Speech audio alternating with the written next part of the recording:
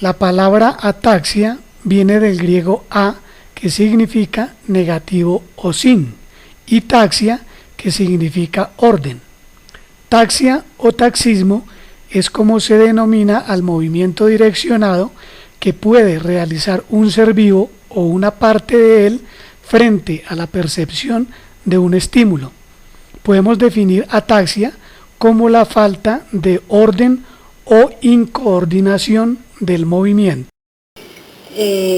Afecta al sistema nervioso, tanto a nivel de médula espinal como a nivel de los nervios que controlan los movimientos musculares. ¿Esto qué quiere decir? Porque tenemos muy afectado tanto los movimientos que son incoordinados, la movilidad, el habla, el equilibrio.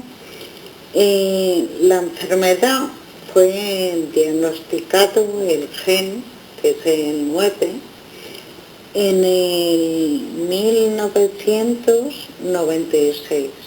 Esta patología es multisistémica y afecta a muchas partes y de muchas maneras. La mayoría tenemos escoliosis, pies cabos, miocardiopatías, diabetes, en fin, esto aparte de lo que he dicho antes del movimiento y todo esto. Esto al final te lleva a una dependencia total.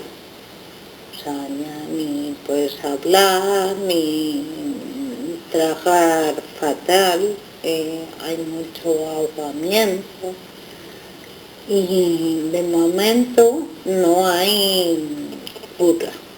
La ataxia cerebelosa se define como una enfermedad o trastorno caracterizado por la disminución en la capacidad de coordinar los movimientos. Cualquier alteración que se efectúe al cerebelo, modificando su función, producirá déficit en la cantidad, la amplitud y la fuerza para realizar un movimiento, manifestando falta de movimiento, torpeza motora, oscilación de extremidades y también puede afectarse el habla, la visión y los reflejos. La ataxia afecta de forma similar a hombres y mujeres.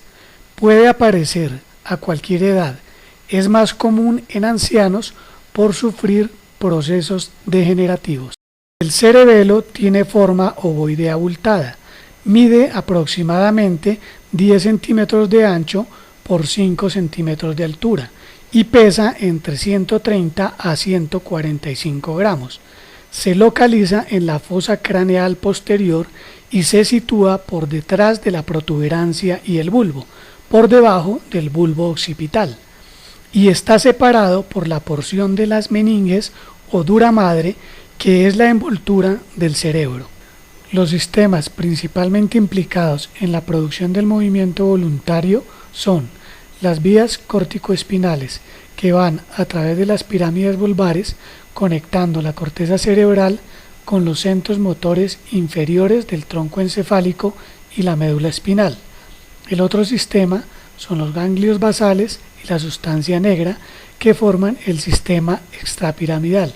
Este grupo de estructuras relacionadas entre sí están situadas en el cerebro anterior, cuyas eferencias del área motora son dirigidas a través del tálamo a la corteza cerebral y el cerebelo, que constituyen el centro de la coordinación motora. La etiología de los daños en el cerebelo son múltiples y variadas. Un trauma puede aparecer de forma diferida por el desarrollo de hematoma intracraneal, presentando síntomas, daño neurológico e hipertensión intracraneal. Como ejemplo, tras un trauma cervical puede aparecer ataxia por disección de la arteria vertebral. Normalmente los tumores en la fosa posterior presentan una ataxia de instauración lenta y progresiva, con el incremento de la presión intracraneal, que afectaría los pares craneales. Por infección en el sistema nervioso central puede aparecer ataxia por causas bacterianas como meningitis y cefalitis, o virus como el herpes. Con la encefalitis habrá implicación del tronco encefálico, siendo común la alteración de los pares craneales. De origen tóxico, es frecuente la aparición de síntomas atáxicos tras la ingesta de fármacos sedantes e hipnóticos como anticonvulsivos, antihistamínicos o antidepresivos, el consumo de alcohol o inhalación de tóxicos como monóxido de carbono. Común será que aparezca nixtagmus, que es un movimiento involuntario e incontrolable de los ojos. Cuando hay alteraciones metabólicas producidas por deficiencias de enzimas o vitaminas E o B12, se generan desórdenes recesivos autosómicos o no autosómicos. Las personas afectadas que llevan 2 copias del gen anormal productor de enzimas desarrollan los síntomas de ataxia. Para ello es indispensable diagnosticar cuál es el problema dentro del metabolismo. En las ataxias hereditarias, el causante es a grandes rasgos un gen presente en el genotipo de la persona que puede haber sido heredado, bien sea dominante o recesivo. Este gen fabrica proteínas anormales que afectan a las células nerviosas, principalmente en el cerebelo y en la médula espinal, causando trastornos degenerativos que pueden avanzar durante varios años y cuya gravedad dependerá del tipo de la ataxia que se diagnostique y la edad en la que aparezcan los síntomas, generalmente entre los 20 y 30 años de edad o más adelante. El ser humano tiene 23 pares de cromosomas. Un autosoma es cualquier cromosoma del par 1 al 22 y el par 23 corresponde a los cromosomas XY que determinan el sexo. Algunos desórdenes genéticos son causados por un número anormal de estos cromosomas autosomas. Los rasgos ligados a los autosomas se dice que presentan una herencia autosómica.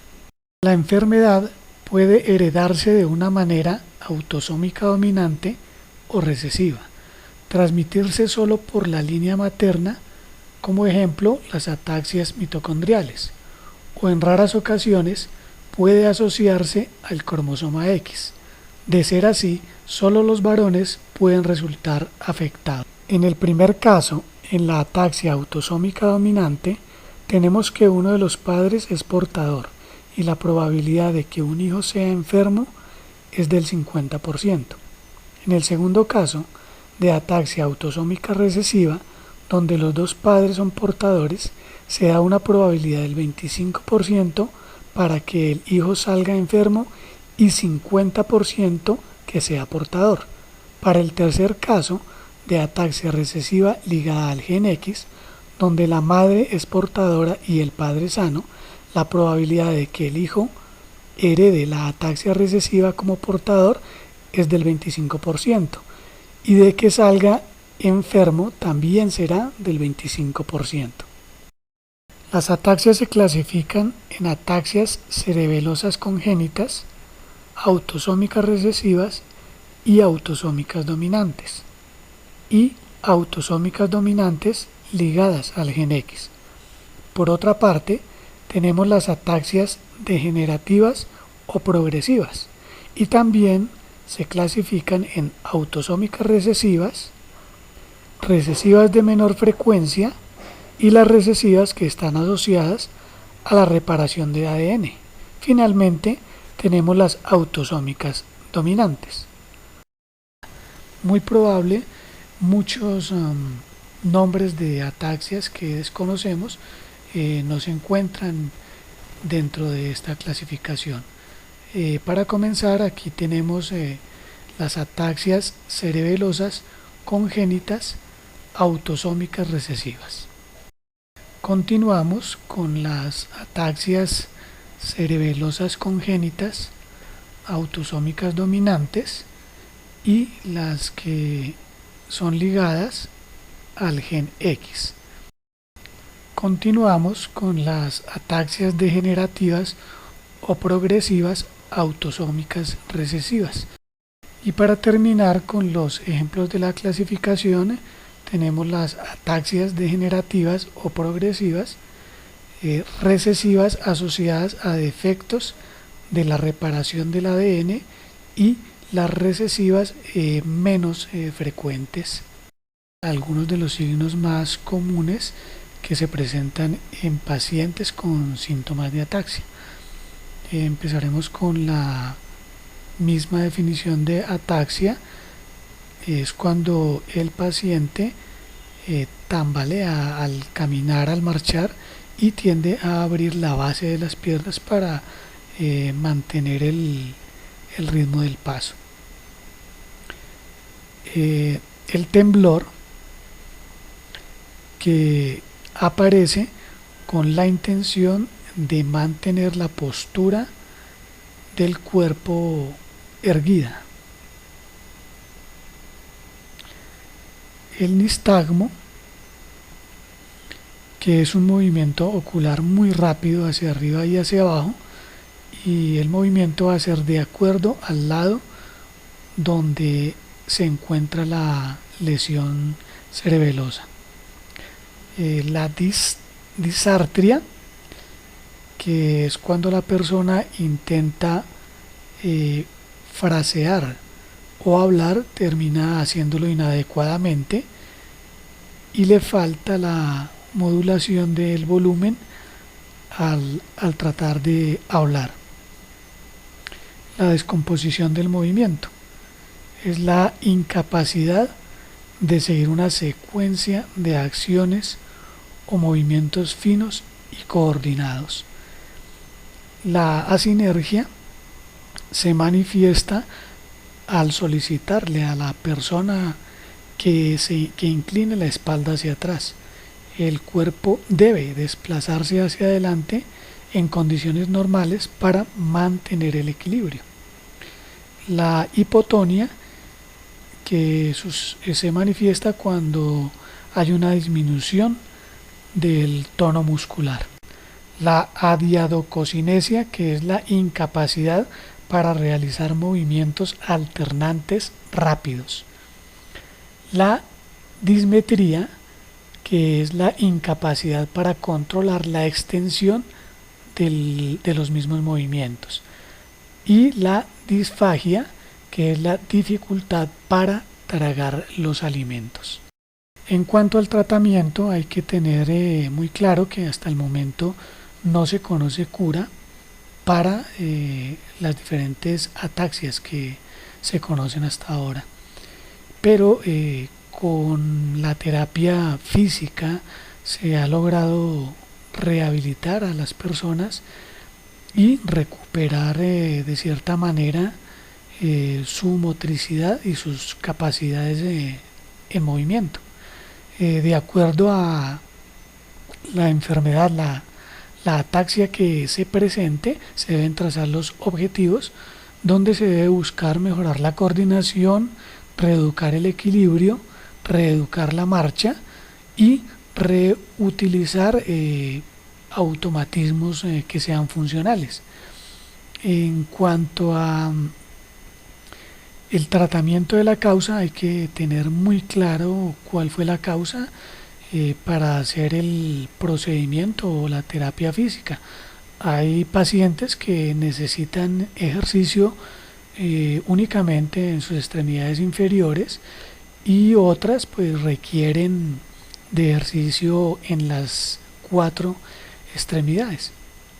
El ejercicio físico busca fortalecer los músculos en general y recuperar el equilibrio y volver a tener un control propioceptivo. Generalmente se hace énfasis en trabajar las extremidades inferiores. En cuanto al trabajo de rehabilitación, se busca recuperar las funciones motoras, bien sea utilizando la mecanoterapia, donde se realizan ejercicios para las 4 extremidades y adicionalmente pues se utilizan elementos de apoyo y de ayuda auxiliares para hacer los ejercicios, pues como lo vemos acá, bastones, muebles y la misma ayuda de las personas. Hay que reconocer que los niños que presentan estas enfermedades de ataxia se recuperan muchísimo más rápido y en muchas ocasiones no es, si dependiendo del tipo de ataxia, no es notorio que se haya tenido la enfermedad. En cuanto a los medicamentos, no se han elaborado hasta el momento algún tipo de medicamento que ayude a mejorar o a controlar de cierta manera las afecciones de esta enfermedad. Las pruebas para el diagnóstico de las ataxias parten desde unos ejercicios muy sencillos hasta exámenes muy complejos con equipo sofisticado. Inicialmente el médico puede solicitar al paciente que realice los ejercicios de dedo nariz o talón rodilla, ¿sí? Pedirle al paciente que se incline hacia atrás para mirar el equilibrio, o ejercicios de prono o supinación muy rápidos y alternativos con las manos para evaluar los movimientos. Si se determina alguna anomalía que sea causal de profundizar en exámenes, pues procederá ya a realizar desde pruebas de sangre, pruebas de orina o estudios de miografía. Ragged Rascal Ranch. I like you, Rascal Ranch. Very good. Okay, so just do that one with the hand. Close your eyes. Okay, now do the other one. Good. Okay. Okay, off you go. So keep going. La punción lumbar para determinar el estado del líquido cefalorraquídeo y poder determinar también la presión en el encéfalo a través de este mismo líquido. Se puede realizar un estudio muy completo al interior del cerebro de un paciente gracias al equipo de resonancia magnética nuclear, el cual trabaja con radiofrecuencia que es emitida por la bobina que prácticamente envuelve al paciente, la cual emite señales de radiofrecuencia haciendo que los átomos del cuerpo se orienten hacia un mismo punto, produciendo un giro en su propio spin, que esa orientación es la que hace obtener una respuesta por el sistema transductor del equipo para luego ser codificado y analizado en un computador, el cual traduce la información y obtiene las señales y con las cuales conforma nuevamente las imágenes de acuerdo al escáner obtenido. Este equipo permite ver no solo en el cerebro, sino en la totalidad del cuerpo de acuerdo a lo que se quiera explorar. Es importante que el paciente, cuando se va a tomar una resonancia magnética nuclear, no porte ningún elemento metálico, porque este equipo interactúa pues con el metal a raíz de la resonancia magnética, a raíz de la radiofrecuencia que él produce, y pues obviamente va a generar perturbaciones. Otro equipo de imaginología que ha aportado grandes avances para los estudios del cerebro es el tomógrafo axial computarizado, con el cual se realizan los TAC. Marcado el punto de referencia, el primer paso es la realización del llamado Scout View o imagen piloto. El Scout View es una imagen, por así decirlo, panorámica, sobre la que se hace la planificación del examen propiamente dicho. Como podemos observar, este Scout View abarca la cabeza completa, es decir, una buena porción del cuerpo que va más allá de la parte de interés, que en nuestro caso es solo el cerebro. Bien, una vez obtenido el Scout View, procedemos a realizar la planificación, es decir, la selección de la parte específica que se va a estudiar. Con la ayuda de una parrilla o localizador, delimitamos esta área de una forma muy fácil e intuitiva. Jalando los extremos podemos alargar o encoger la zona de interés. Podemos también mover el localizador para dar la angulación necesaria al gantry y así obtener imágenes estandarizadas del cerebro. De igual forma podemos utilizar el localizador para establecer el sentido en el que se realizará la exploración, es decir, si se hará en sentido cráneo-caudal o si se va a hacer en sentido inverso, es decir, caudo-craneal, como se hace habitualmente en un TAC cerebral.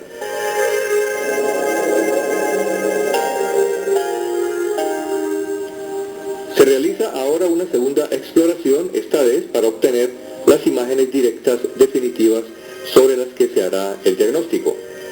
Debemos recordar que estas imágenes corresponden solo al área que acaba de ser planificada y no a toda la imagen obtenida en el Scout View inicialmente.